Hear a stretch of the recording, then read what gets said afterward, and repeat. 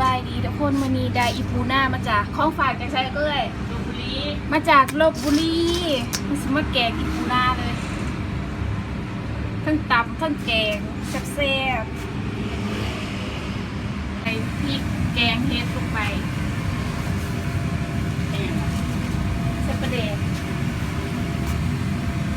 แต่คนนึงนะ ได้ใส่ประเดกนัวๆ1 บวงค่ะพอแล้วครบแล้วมั้ง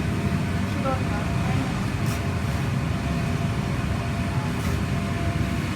เป็นนัว ใช่ปะ ใส่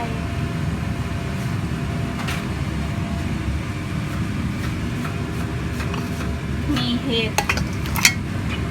มีหอมบัว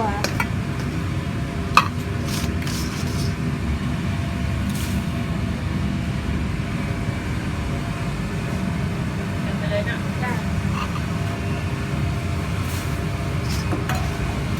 ไปที่หลัง ปูนาเน้นๆโตมันๆไม่น้อยแต่มันหลาย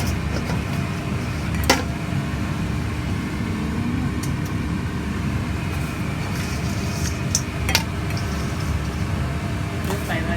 ดิสกอนเดอร์เดี๋ยวมันเสียนี่มันจะออกแล้วเกี่ยวกับน้ำปลาใช่ กระเดกก็นัวมัน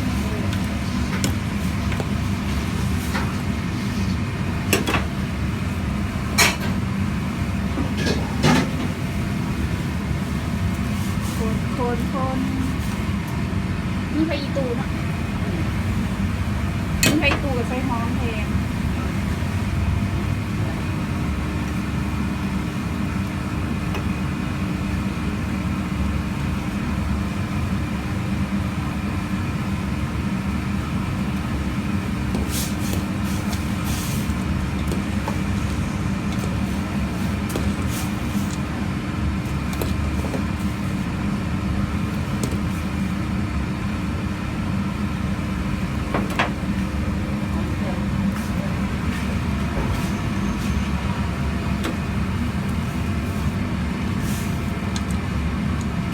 ปูซุกแล้วแต่ว่าเฮ็ดทั้งซุก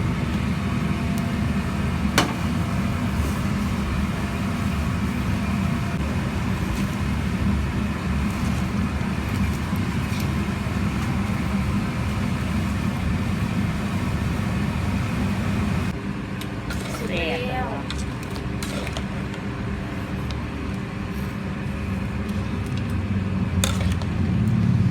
ก็หอม แกงปูนาใส่เห็ด เป็นบอมันออกกระดอกมันแซ่บ ข้าวเหนียวจำเลย แล้วแกงอีปูนาสด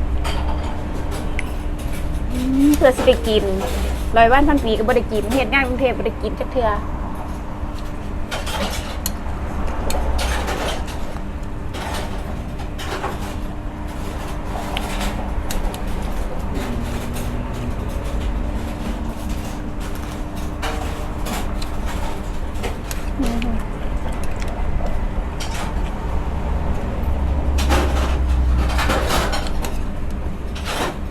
ใส่เป็นตัวโตนะฉันแกะออกแล้วมันกับปูชีออกเว้ย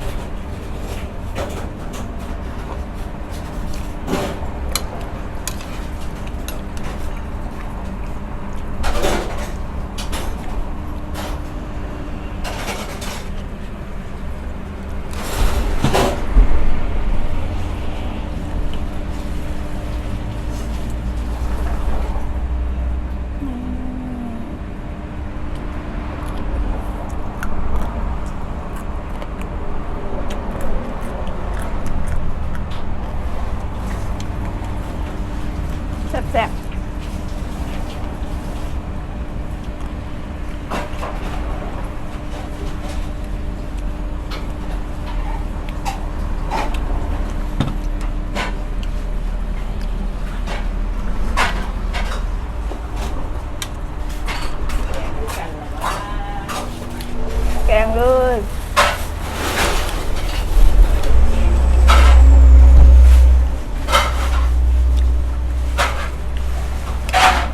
ใส่มาใหม่น้ำมันเป็นใส่ไป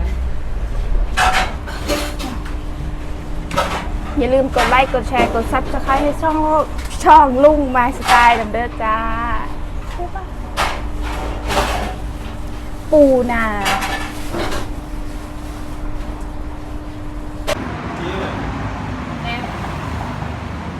ตำปูนาก็หันเนียนแกงกระปูเนาะวันนี้นี่เขาตำมะฮุงแล้วแซ่บ